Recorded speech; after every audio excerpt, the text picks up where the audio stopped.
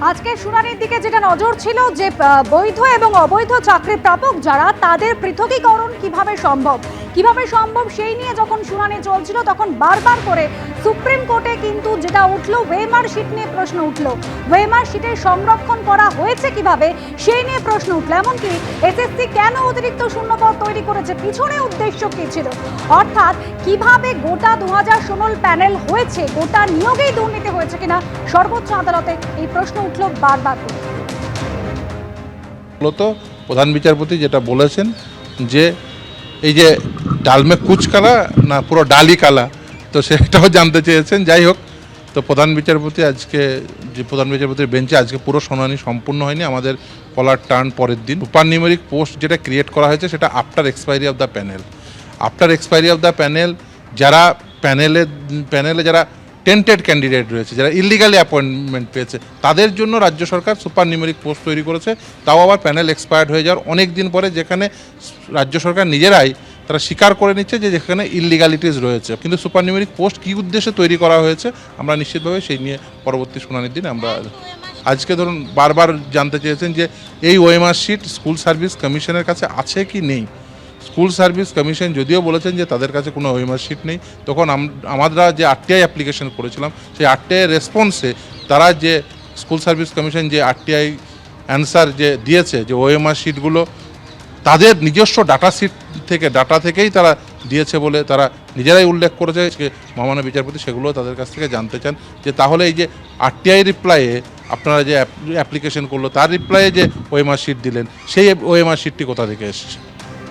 অর্থাৎ বিতর্কের কেন্দ্রবিন্দুতে সমস্ত কিছুতেই এই উত্তরপত্র ওএমআর শিট, সেই ওএমআর শিটে কি রয়েছে জানিয়ে হয়তো এটা করা সম্ভব হবে যে কারা বৈধ কারা অবৈধ, নাকি 26,000 চাকরি প্রার্থী তাদের এই পুরো প্যানেলটাই বাতিল হয়ে যাবে, কলকাতা হাইকোর্টের রায় বহাল থাকবে। অবশ্যই সেদিকে আমাদের নজর থাকবে পরবর্তী শুনানির দিন। কিন্তু এই নিয়ে রাজনৈতিক তরজা একেবারে তুঙ্গে। দেখুন বিজেপি কি বলেছে, পাল্টা তৃণমূলেরই বাকি বক্তব্য।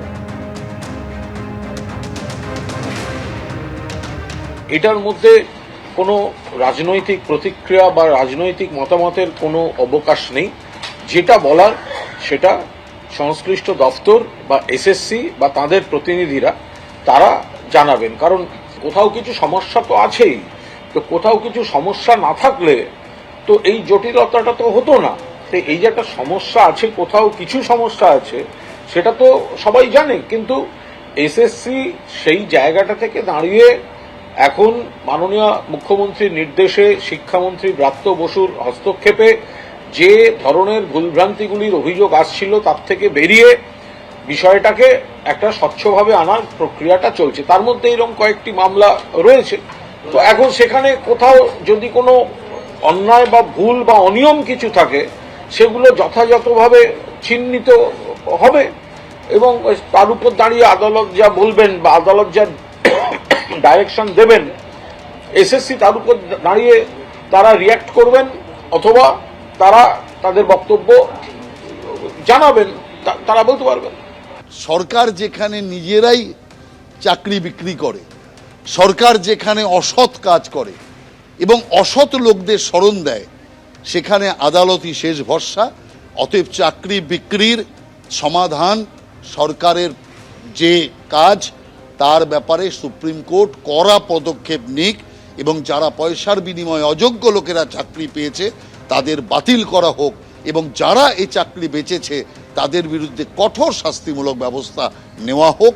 এটাই সারা বাংলার মানুষের আকাঙ্ক্ষা। সুপ্রিম কোর্ট কি পদক্ষেপ নেয় এটাই দেখার অপেক্ষায় আমরা আছি।